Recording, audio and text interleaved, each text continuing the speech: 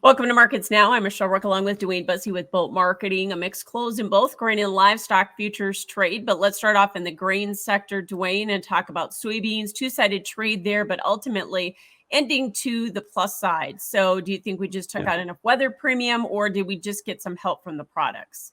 Well, we got crushed so hard yesterday in this market. To close up a little bit today probably shouldn't be a big surprise, maybe a bit of a turnaround Tuesday type trade. Like you said, we traded on both sides today. The weather does look better for the growing region, especially in the Western Corn Belt where the crop deteriorated last week. Say in my area, Northeast South Dakota, we got a 50% chance of rain on Saturday. And boy, do we need it. It's been probably 3 weeks since a rain. And the beans look just fine because we're cool. So does the corn, but we really know we could use that inch rain. And if we do get that, we shouldn't have been above $14. So that's why we pulled the market back. But until those rains actually fall and we see them hit the ground, I don't think we have to be below 13, 18 either. Yeah, crop ratings down a couple percent. And do you think that was a surprise to anyone? I don't think so. Maybe how they shelled out is maybe a bit of a surprise. You actually had more states increase in crop conditions than decrease in ratings, but it was the sharp 5% decreases in the Western Corn Belt states that pulled the average down to that minus 2% week over week. I think the trade was looking for a 1% decline. Gosh knows last week those temperatures were pretty brutal, but so not a real big surprise. And, if we get the rains and next week we have a cool, dry forecast or a cool, wet forecast, well, then the crop ratings just might not even matter much anymore.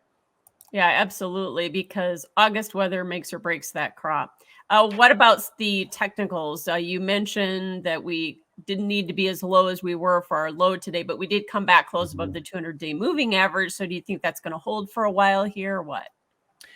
I think it'll help, yeah, until those rains actually fall. If we're talking technicals, you got to look at the Sunday night gap and assume that November beans would like to go back and fill that.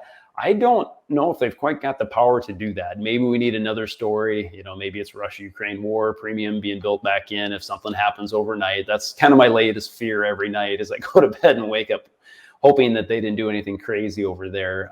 So it's going to be tough to go fill that gap. Maybe that's one of those gaps we're just going to leave as we kind of end the weather premium market season for the U.S. and just maybe trend lower into harvest like we normally do anyway. Yeah. So corn couldn't follow soybeans today. Do you think that was a function of, even though we had some lower ratings there as well, was that a function of the wheat market being lower, or is that market still having trouble with the fact that we just don't have prices low enough to stimulate demand?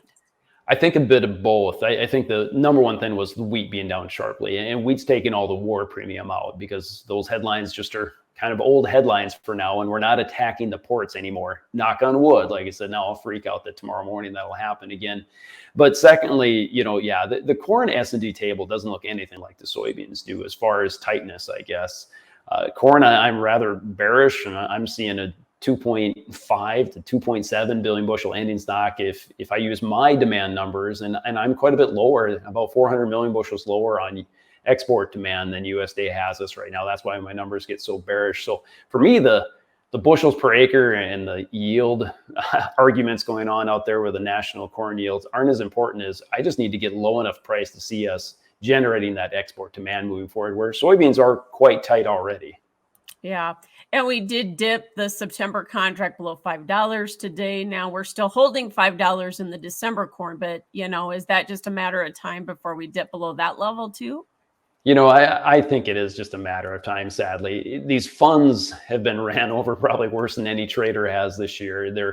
The last Commitment of Traders report showed that they actually went long the corn market again following the Russia-Ukraine war premium built up in wheat. And now I think they want to go back and go short again. But what's scary to me is we're barely above $5 and the funds aren't short 200 or 300,000 contracts like they could be as they go into harvest season. So yeah, I do think it's just a matter of time for the corn market to go lower. About the most bullish thing I have for the corn market is the bullish soybean market, which sounds kind of odd, but they don't like to trade in total different directions. Obviously, there's traders that like to just trade that ratio between the two. But for me, a day like today actually made sense where corn's down and beans are up a little bit.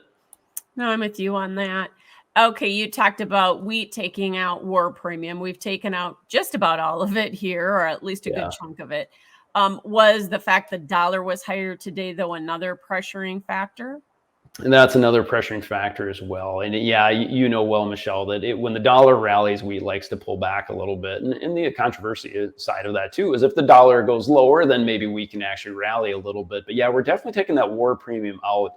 The one thing I would caution any bears from is, what would happen if Ukraine would actually step up and bomb some of the Russian ports or some of the main rivers that Russia uses to get their wheat out. Remember, that's the #1 global wheat exporter in the world by far. So if Ukraine would do something like that, we could take off, and then that could rally the corn market as well. But it's sad, but I'm more of a fundamental trader, and this time of year we see some rains and some cooler temps in the forecast. Path of least resistance should be lower for all row crops, but we got to trade this thing called a war premium every once in a while.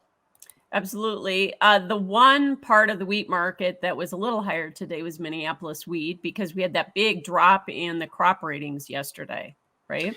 Yeah, we sure did. And I mean, large drop in the ratings, but yet how much of that is the Browning effect too? I mean, we've got guys out, starting to combine their wheat, and I don't know how you can rate the good to excellent category when you're starting to harvest it. And got a yield report from one of our good friends, Ryan Wagner. He's one of the brokers here, and first field did much better than anticipated. Let's say that yields that I didn't think we could get this year. So maybe the genetics are there too. Maybe the heat didn't hurt the spring wheat crop as much as anticipated. I know guys further north of me are actually saying that they planted the wheat so late that they kind of avoided the heat a little bit. But all in all, yes, the crop ratings dropping did help that Minneapolis wheat market today.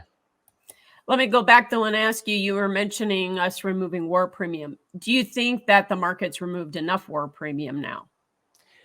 I kind of think so, because it's obviously not done. And Putin has even come out and said that, hey, without Ukraine exporting their ag products, our ag products get a higher price. So the ironic thing is, this is something I thought Russia would have done right away when they started the war. And it takes a year for them to start doing this. But I think we've taken enough out for now, because, I mean, anything can happen at any point in time. But I also did read that some of these ports are still up and running in Ukraine as well. So I'm not saying you need to build a war premium, but I'd be nervous to go short wheat when we get back to the lows here, because anything could happen at any point in time. Like, so what if Ukraine went and bombed a Russia port? That market would probably be limit up right away then. And cattle had a nice day. Feeders supported by the pullback in corn, obviously. But cattle, did we see the market respond to the fact that we held some support that we needed to technically yesterday? So was it all technically driven, or is this market thinking we might have better cash, or what? I think a little bit of both again. Technically yesterday was a very nice close. The market traded lower and was starting to get me, a bull, very nervous about it. It's like, man, we just can't go up. But we rallied into the close and closed on the higher end of the trading range. It made the bulls feel a little bit more confident today to step in and buy that market. And then, of course, cutouts came out at midday today, up over $6 for a choice product there. Man, that's really big for this time of year, especially considering we're not at low prices, Michelle. We're over 300 for the choice. So demand is still very strong. You mix that with the fundamentals that last week's slaughter was very low.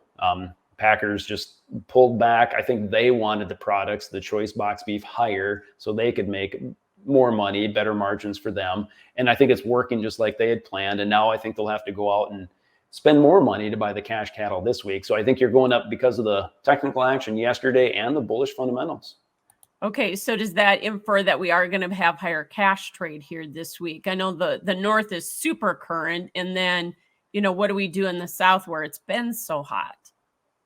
Right. Well, I think the combination of the two. The north being so current means that they'll ask for higher cash cattle trade, and the south being so blistering hot last week and hot again this week. I think they're not going to move their cattle unless they get a premium as well. And I don't think they're gaining any weight with these temps. So I do think we have higher cash cattle trade this week. Now, August goes into delivery, the August contract on Monday, I believe. So with that at $179.50 right now, that's quite a discount to cash, especially if we see cash go $2 or $3 higher later this week. Yeah, the only thing I'm going to argue with you on is the fact that this is the first of the month, and usually the Packers have quite a few formula cattle to pull from. That's a good point. The flip side of that, we only had 56,000 head negotiated last week, so it's hard to sort through all that. Isn't it? Yeah, no, it's a great point. I'm hoping they pulled in some of those last week to use, but you got a good point there. You're right. No, it's possible, as short as they've been and how tight supplies are, that might be the case for sure. Okay, this hog market, we made new highs for the move this morning and then pulled back. Is this a little bit of a reversal? Are we due for a correction here, you think, or not? Anytime these hogs get up to this 104 area, they can have a pullback at any point in time. And I kind of wonder if maybe the pork cutout did top around this 104 area. So maybe this August contract is just going to kind of go sideways and expire here in this 104 area. For me, it's a hard market to calculate and figure out because you got such a discount when you go to those back months. And from what I'm hearing from guys much smarter than me in the industry, they say this market's going to be bullish going into next year. So it makes me want to buy those back months, thinking we've got to go up and meet the August contract. But the other trader in me says that's way too easy of a trade and it won't work that way. So I don't know, sideways maybe. It's hard to understand this hog market right now, other than the fact that demand's been strong. DuWayne Bosse with Bolt Marketing. That's Markets Now.